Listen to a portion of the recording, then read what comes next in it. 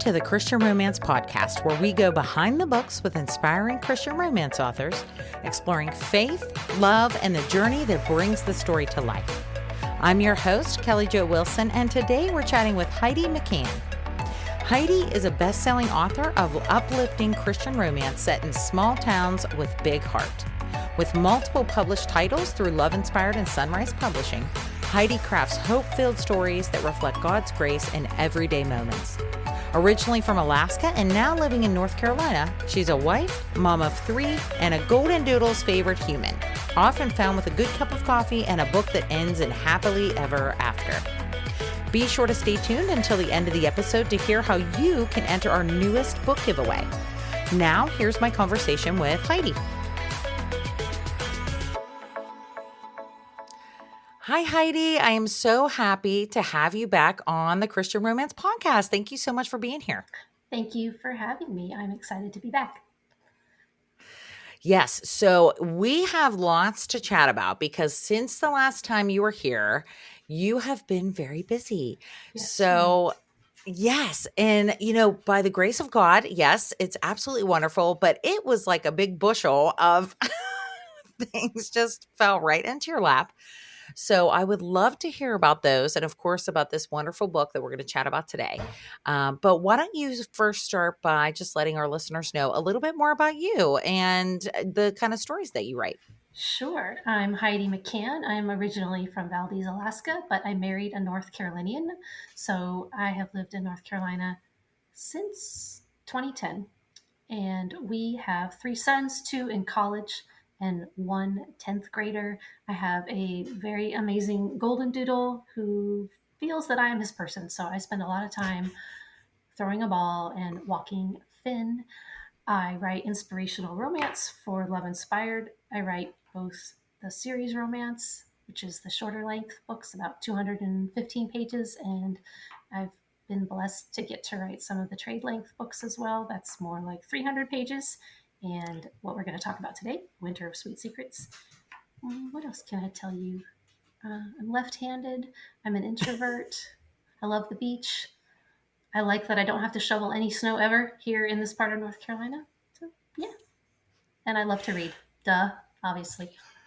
Duh. Absolutely. You are so funny. I would imagine that, yes, it would be much different where you're living now compared to Alaska. Yes, indeed. Although, if you had told 10-year-old me that I would monetize my nutty childhood into books one day, I would have been like, ha, right. So I am. I'm using Alaska for everything I can. It's pretty fun though, because it's not exactly, it's an escape for a lot of people. Now, I personally have always wanted to go to Alaska. I love the cold. I don't mind the snow. I am, I do like seasons, I should say. I live right outside of Pittsburgh, Pennsylvania. So we get Okay. the nice seasons and all of that. But, with Alaska, I think I would imagine there's like different areas where it's a little bit harsher versus, a little bit more suburban. Is that kind of how it was for you guys? Were you guys in like more harsh environment? So when my parents started out, my parents, my grandparents, my great grandparents are from Philadelphia, but my dad saw a sign or heard somebody speak at church that you could go to Alaska. And so he went first as, I think, kind of like a summer help build a church kind of program, but then he committed to being a missionary, convinced my mom to marry him. She was a nurse, and they moved to Alaska. So they were right smack in the middle in a little village for a couple of years. They were very young, in their 20s, and then that was a hard life, really hard. And my dad did not love the idea of raising support, which I can understand. That's hard. That's hard to do. And so he he did a couple different things, but then eventually my parents bought a business in partnership with my grandparents. So I don't know what you would compare it to in Pennsylvania. Kind of like a very basic Wawa, like Oh, yeah. a place on the road where people stop and they get what they need, like gas or a snack, use the restroom. We had some cabins, we had a campground, and it was 35 below zero in the winter and like 68 or 70 degrees in the summer. And so we made our living off of tour bus passengers. They were on a loop. They were going to take a little bus ride through Alaska, but then also a cruise, and then they would fly in and out. So, I mean, that was my childhood. And then for junior high and high school, we moved into a town, which was still only 4,000 people. But there are some big cities, but mostly it's just rural. And then the native villages are very remote, can only fly in.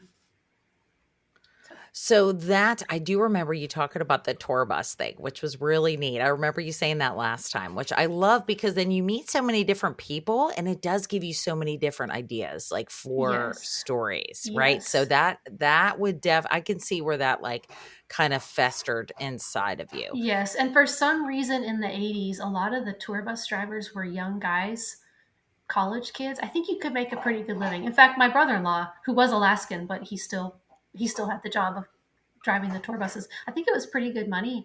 And so they were just nice guys. Some of them they graduated from college, got married, they came back, and like we got to meet their kids and their wives, and not a lot, but some. So obviously our family had some sort of an impact, and I get a little emotional because my dad's not here anymore, but I was like, I watched a lot more Mm. people come to know the Lord across that cafe counter than I think probably he had a greater impact in that business than he had in his short time as a village missionary, in my opinion. I mean, how do I know? I don't know who's in heaven and who's not, but yeah.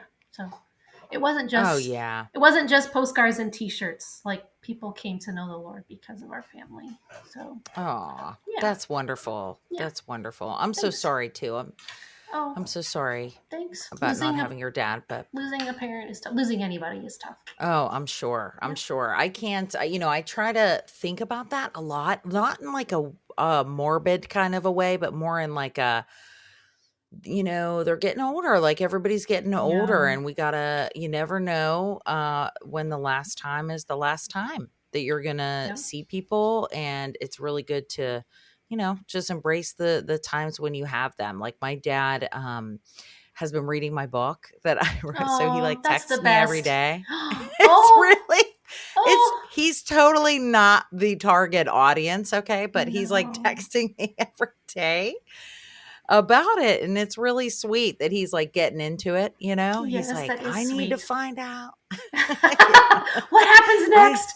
what happens next? He's like, I'm at chapter 6 and I don't like Raven's mother, like he's like funny about it. And I'm like, I know she's tough. But it's just, you got to just cherish those kind of moments. And it does sound like that your family had such an impact. I love that passage. I want to say it's in First Corinthians, or maybe it's in Colossians. I always forget it. I think it's Colossians 3, where it says like all the work and all you do for the Lord, right? So no Yes. matter what we're doing, it doesn't matter if it's being a stay-at-home mom or whatever you're doing, a writer, author, working at a restaurant, anything like that. It just in all we're doing, we ultimately are doing it for God. So it's where we are and we witness in our character every day. So So true. we could yeah, for sure. So we absolutely have the opportunity to make an impact in everywhere we are in every place, especially within our home and then with even close family and friends too. So it's always good stuff. So I'm sure your family had such a wonderful impact.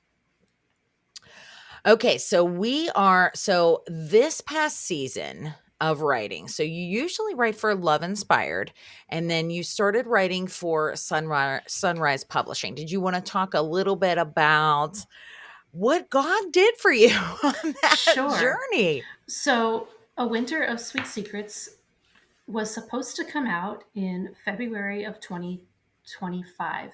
It actually did not come out until September of 2025. And I was not happy about that. I did not want my publication date changed. And I felt like that wasn't fair. But sometimes things happen in life that are not fair. And it ended up being great. The reason why it got moved is when I turned it in, my editor said, "Great, this is going to be a rom com." And I said, "That's funny. I didn't write a rom com." And she was like, "Well, it's going to be a rom com." And it had a different title. And I was like, well, there's a whole subplot where the heroine's sister, her marriage is in trouble and she's grieving a miscarriage and she's nervous about getting pregnant again and her husband wants to start a family. I'm like, that is not funny. And I I do have a sense of humor. I am witty, a little bit snarky too, and that came through in the character. So I see why they leaned that way, but I'm like, this is not a rom com. And so one day I got a message that said, "Guess what? We're moving your release date because, as it turns out, this isn't a rom com." And like my head exploded. No kidding. But anyway, and so I already told you that. yeah, but you're not supposed to say that. And so I spoke to my agent and I was like, what can I do? And he said nothing. And you can't really do a whole lot. I mean, you can make a big stink, but that's not gonna do any good. And you don't really want a book to come out in the wrong category, so to speak. Like, yeah, Mm-hmm. they're stopping a mistake from happening, and that's a good thing. So eventually I came around to their way of thinking, and like I said, it all worked out. But last summer, so like we'll say, what would that be? Summer of 2024, I was like, hey, Lord, guess what? I don't have anything to write. I would really like to write. You didn't bring me all this way, did ya? Did ya?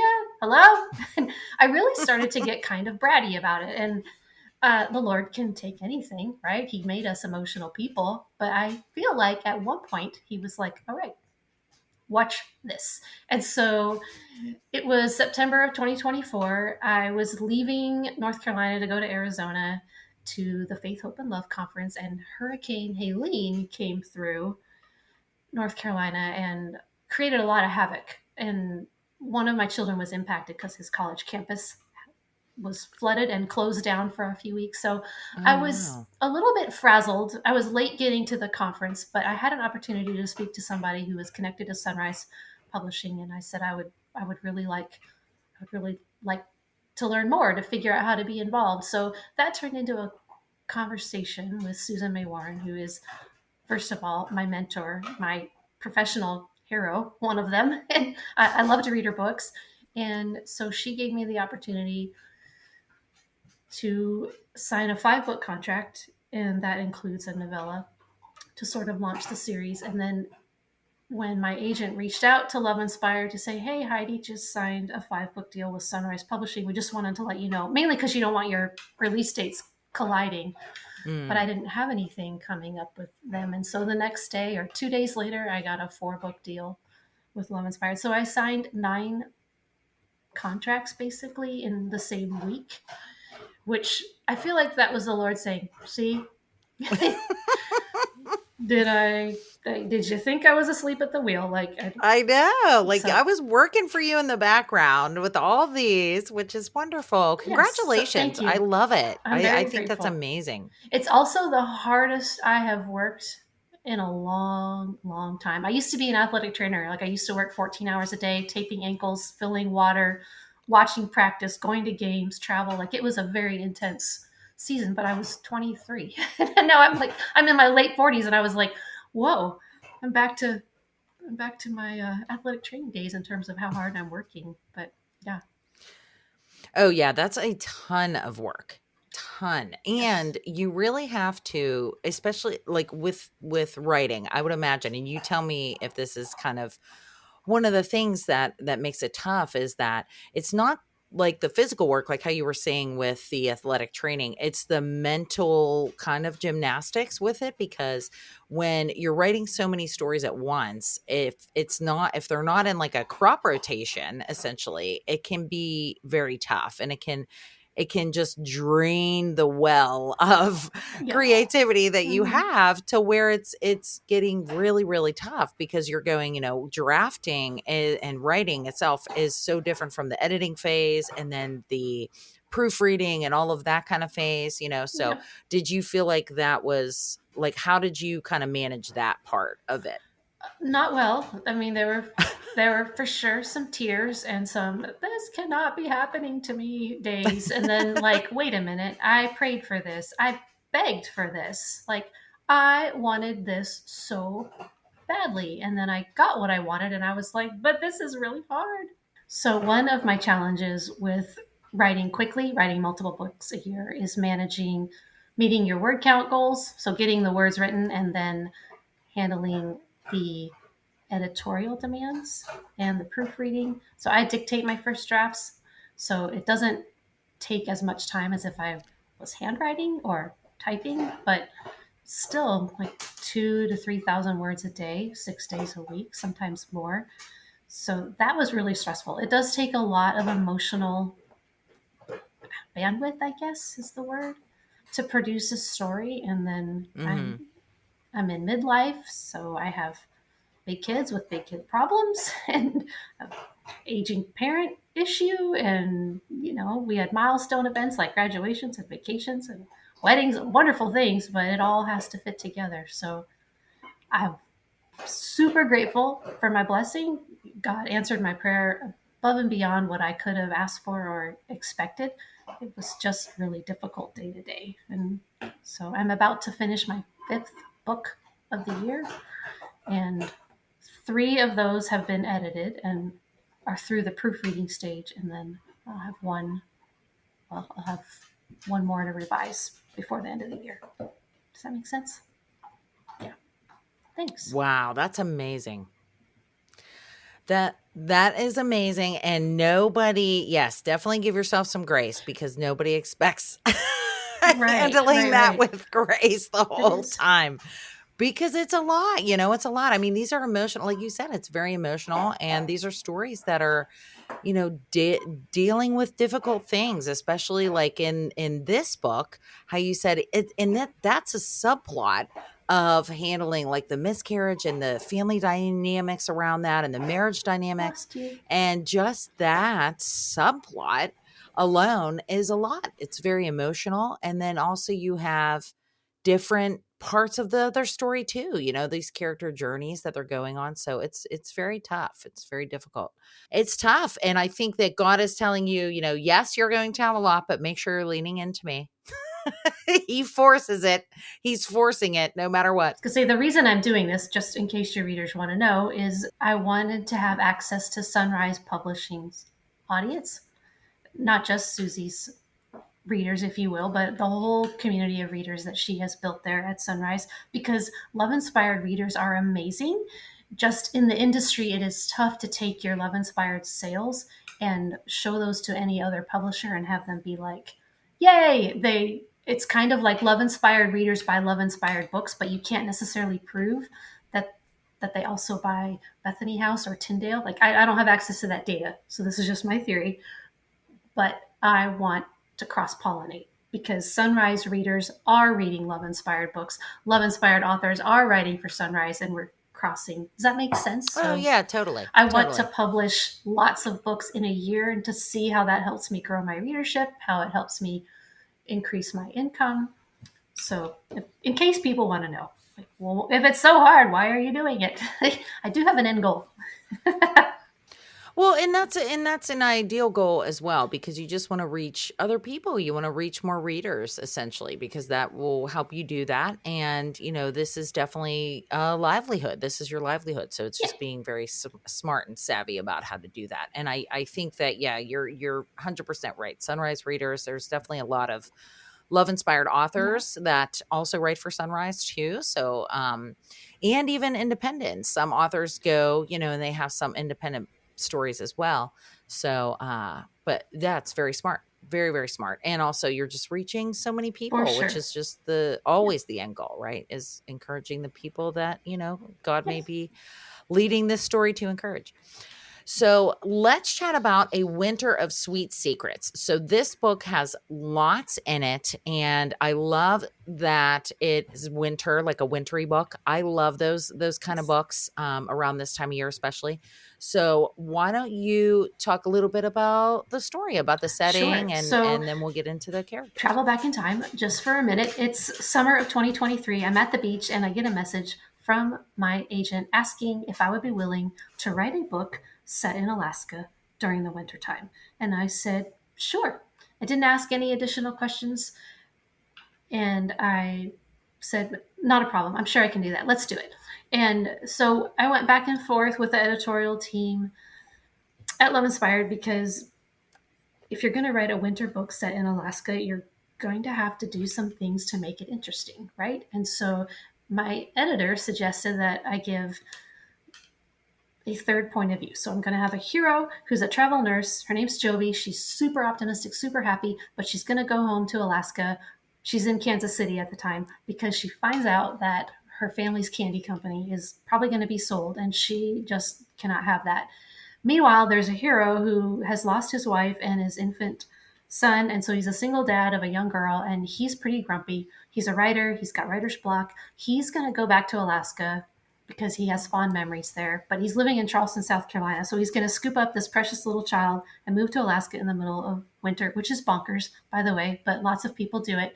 And so he runs into this happy, optimistic heroine in the airport in Alaska, and his daughter is immediately like, hey, this is going to be fun. And then they end up being neighbors, but their families have been feuding for decades. And so he doesn't really want her help, and he needs her help all the time. And she's just so sunshiny, even in the middle of a dark winter. And he is so grumpy, and they are just the perfect pair. And back to the part where I need this to be a longer book and it needs to be interesting. It was going to be a Christmas book, and then it wasn't. And so we've taken the holiday idea off the table. And so it was my editor's idea to give the heroine's sister a marriage in trouble subplot, which I did not want to write. And it actually ended up being pretty fun. It required a lot of editing, but I'm really glad that she nudged me in that direction because I didn't have any idea for how to make the story longer, and it all worked out. So we have feuding families, and there's a quest for a missing recipe.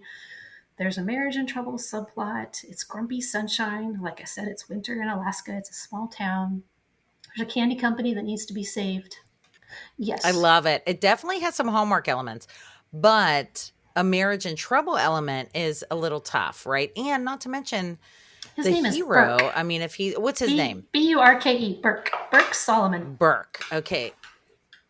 So, oh man. So Burke is dealing with, he's a widower. He lost his son. So he's dealing with some real grief. And, Jovi, is it Jovi with a V? Yes. Jovi. Oh my gosh. I love her. Thank you. Me too. I love it. I love her. And she's a nurse, of course. And I love her just for that because I'm a nurse too. So I love it. I'm not at the bedside anymore though, but travel nursing is a little tough. Yes. You have to be pretty resilient because nowadays, especially, you're going into some of these places that, you don't know like where to find anything. You don't know what you're going to have. Yep. A lot of times you're making more money than the actual nurses at the places. Yes. So that gets you lots of kind of funky assignments, not like, to say in a bad way, but like sometimes they'll give the harder assignments to the travel nurses and things like that. Not all the time, but I think it really is tough. You have to make friends quick because nursing is very much a team thing. People may not realize, but yes, everybody has to be on board. Everybody has to be willing to work together, or else, people can get really hurt and even possibly die through medical errors and things like that. So people, it's tough. It's tough. She has to make friends quick. So good thing she's bubbly. I would imagine she can break down maybe Burke's walls fairly, I don't know about quickly, but fairly good. I mean, we had to stretch it out over 300 pages, but yes. No spoilers, of course, but yes. But yes, she breaks them down. Yes, absolutely. I love whenever there's kids too. I like the single parent kind of thing because I love that whole dynamic, right? They can always add such a fun element, but also like an emotional element, right? Because usually the parents are really, that's their main focus, right? And they don't allow themselves any other type of joy in a lot of ways, especially being hurt. So sounds pretty cool. I don't know why single parent sells so well in romance. I would love for somebody to explain it to me, but it does. So I just keep doing it over and over and over again. Over and over and over. Yes. If you know why, listeners, make sure you comment and let us know why you think single parent does really well in romance. And for me, single dad does better. I haven't written as many single moms, but single dad. Yeah, single dad. Single dad romances sell really well. I feel like because maybe women who are reading picture like the cute single dad, like going to like the cookie bake sale and stuff. and just being like a stand-up Yes, guy, just like taking care of business and, like being the good guy and that could be. looking for a Yep. good lady to spend his life with him. Right. Right. Yeah, I don't know, but it It works. definitely works. Very cool. So we are almost at time, Height. So let me just ask. I know that in writing all these stories and going through this season, right? So it was like kind of a difficult season at first.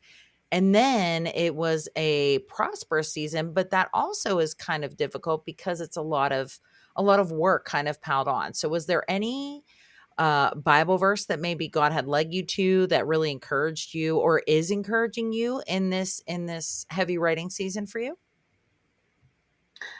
So I'm all of a sudden writing a lot of books about food.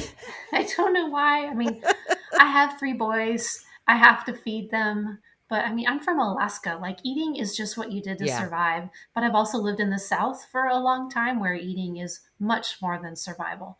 It's cultural, it's how you show love for your family. There's a lot of traditional things around food in the South, and recipes passed down and recipes kept secret. So the first verse that came to mind was taste and see that the Lord is good, which I think Mm. is Psalm 34:8. And to bring that back around to my story that I've told, and I do feel like the Lord was like, see, see, I've got you, I've got this. And there's lots and lots of verses about God's faithfulness, but that's the first one that came to mind. Is It's just ironic because I do eat, I have to eat, but I'm not a foodie. And then all of a sudden I'm writing books where food is showing up all the time. I'm like, all right, here we go. Single dads and Single delicious food. dads. What's not to Yeah, love? for sure. Yummy treats, candy shops. I love it. I love it. Mm, Yes. What a wonderful verse, me too. too. It's so simple, though, but it's very true, just taste and see. And all that we do, he is there, in all these That's seasons, true. too. So, yeah, that's wonderful. Thank you for sharing that, Heidi. Oh, thanks for asking. Yeah. So, where can our listeners go to get a copy of A Winter of Sweet Secrets?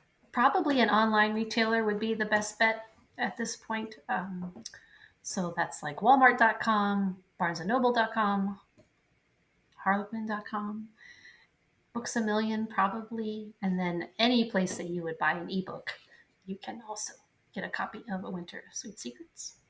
Awesome. And what is the best way or where is the best place that they can connect with you as well?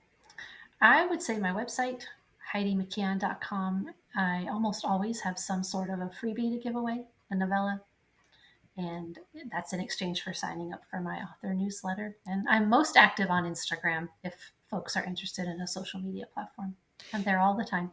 Yes, and I think that maybe the publishers were thinking that you were writing rom-coms because you are very funny and your Instagram is very fun and Oh, thank you. you're always doing these fun reels and you're very like upbeat and just Oh, that's sweet. I Thank love you. it. Thank you. That means a lot. I work really hard at Instagram and I feel like maybe I'm shouting into the void, but most of the time it is fun and I'm not really afraid to try anything.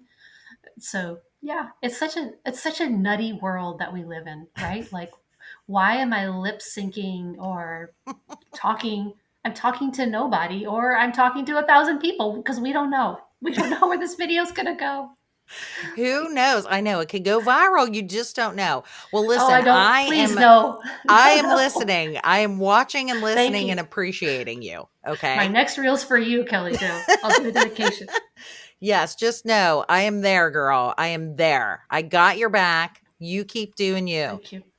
Thank you. Thank you very much. I do watch my stories to see who's watching. And I'm like, all right, Callista in Kansas, are you gonna buy anything? Like, I see you. I see you watching me. Click on that link. Click on it, Callista, please. Come on, Callista. You know it's going to be your next great read. So click That's on it. right. I love it. Well, thank you so much, Heidi. Thank you for being here and for chatting with me and working through the technical specs of today. Thank you so Oh, much it's for your fine. patience. Thank you. And I can't wait to read this story. It sounds wonderful. It sounds emotional. It sounds like it's going to be a wonderful, wonderful story. So thank you so much for the work that you do. And I will be watching your Instagram reels and Excellent. rooting for you while all these delightful stories are coming out. So thank you so much. Thank you so much. Thank you for having me back. I really appreciate it. I appreciate you. What a joy to share today's episode with you. I hope it encouraged your heart and inspired your love for stories that reflect God's grace and goodness. If you enjoyed our conversation, be sure to subscribe so you never miss a new episode. And because we're so grateful you're part of this community, we love to bless you with lots of books. Enter our latest giveaway by visiting ChristianRomancePodcast.com. That's ChristianRomancePodcast.com. Thanks so much for listening, and until next time, keep your faith, share the love, and happy reading.